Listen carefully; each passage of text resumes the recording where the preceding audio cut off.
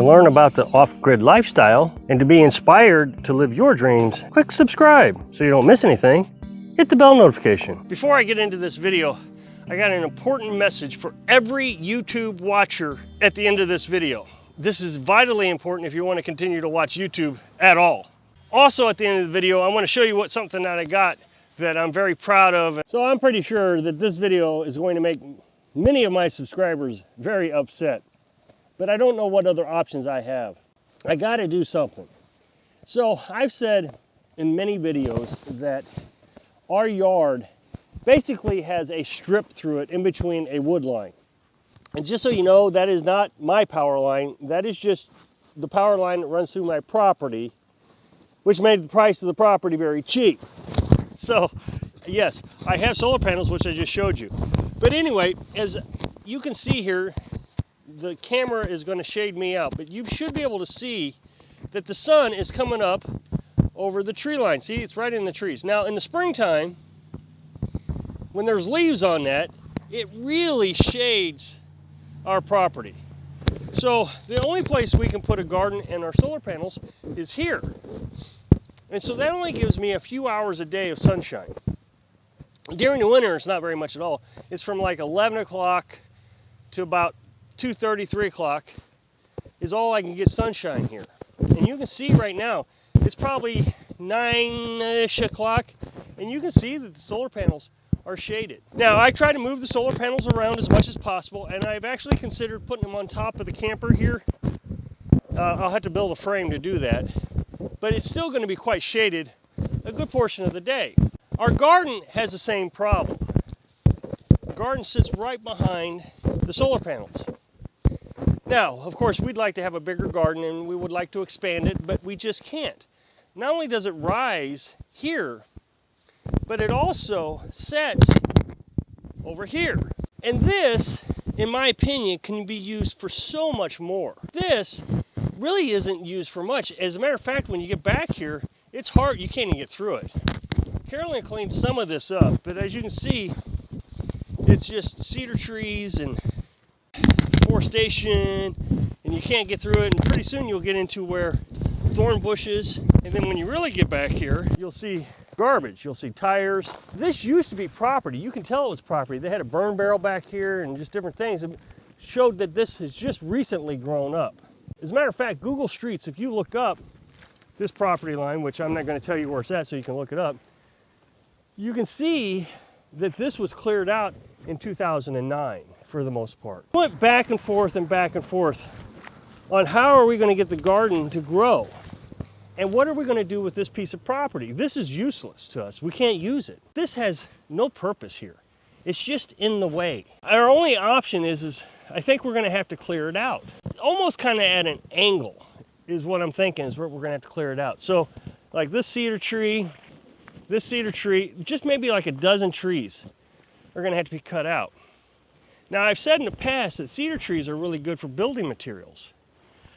I want to use cedar trees for pole barns. I figured, why not cut these trees, since they're already in the way, being able to get a good sunshine to our solar panels and our garden.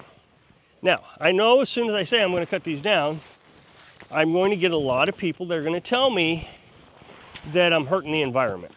I struggle with people telling me I'm hurting the environment while they drive around in their SUVs, probably very wasteful with their utilities. I don't need a lot of energy of anything. So I don't use coal, I don't use gasoline, I don't use any type of energy to make my electricity, because my electricity comes from solar panels. Not that. My firewood comes from a renewable resource. I can plant more trees. I can replace these trees. Let's say I cut down a dozen trees and I say, okay, I want to replace them. I can go down in the woods and replace them. Every year, new trees are being replaced down here, and I don't think I'm going to have to replace them. Just keep good forest management, and I've been showing you how to do that. Secondly, like the cedar trees, imagine how much energy it takes and resources to cut down a pine tree in the northwest of the United States, ship it out to a sawmill. The sawmill uses electricity to cut it up into usable lumber.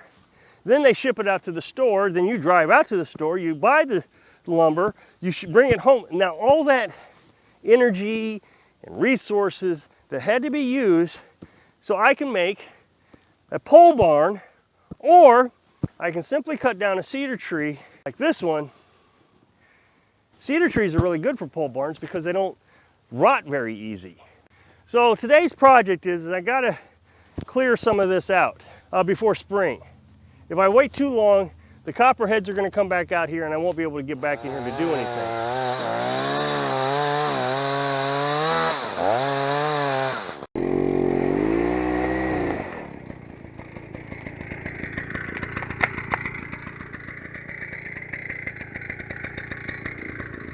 Okay, so I got today's work done, but it sure did clear the area up.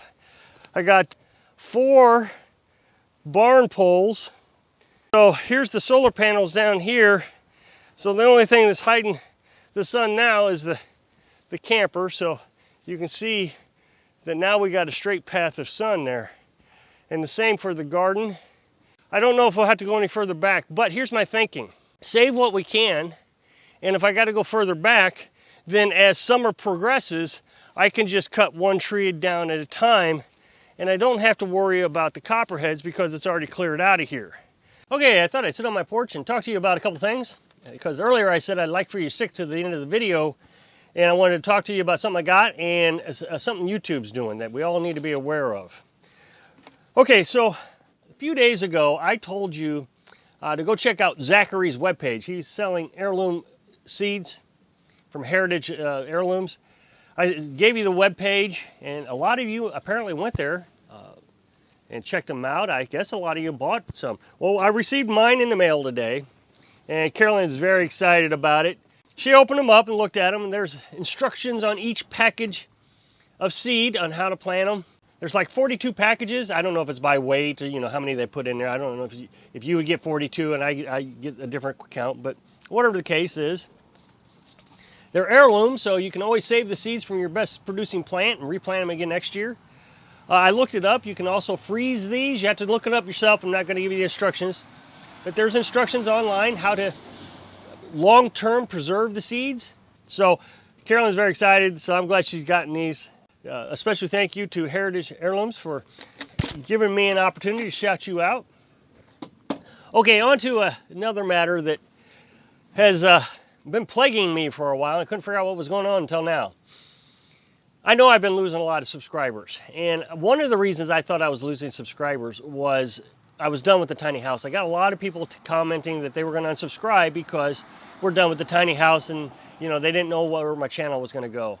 I couldn't imagine I was losing that many because there were so many people that were still interested in the off-grid lifestyle. Well, then I noticed that I have 2 accounts, one that I just watch videos on, and then of course I got this account, the Little House Off Grid account, where I just upload videos. That's all it does. Well, I also subscribe to my own channel, the channel that I watch videos on, and every day I watch my own video just to give myself that extra view. Carolyn does the same thing. The other day I was waiting for my video and I never got a notification. I'm like, what's going on? So I looked and I had been unsubscribed. That happened to me last year also. So I asked Carolyn, was she still subscribed? And sure enough, she wasn't subscribed either. That happened again last year. So I did the same thing I did last year, and I messaged YouTube. And YouTube replied back today at the same time that I found out some information. And they said, many of our viewers, subscribers, have been banned from YouTube for violating terms of service. Well, what is going on? What do you mean terms of service? How can you get banned for watching a video? Well, I watched another video today, just by chance. It was just coincidental. He said he found out that people are being banned for commenting in the section below.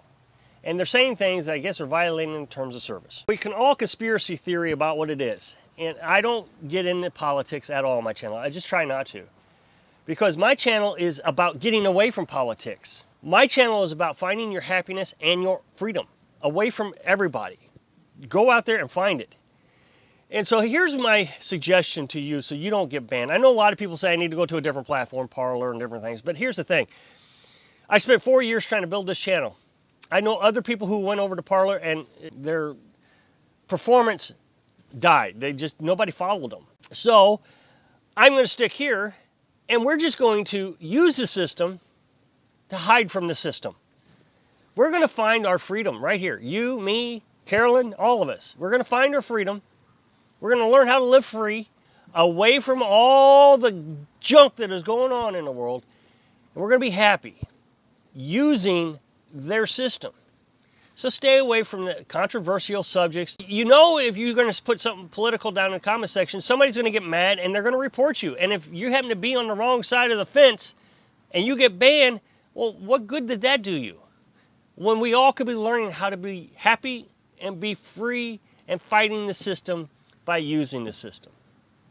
I hope I can inspire you to find your freedom.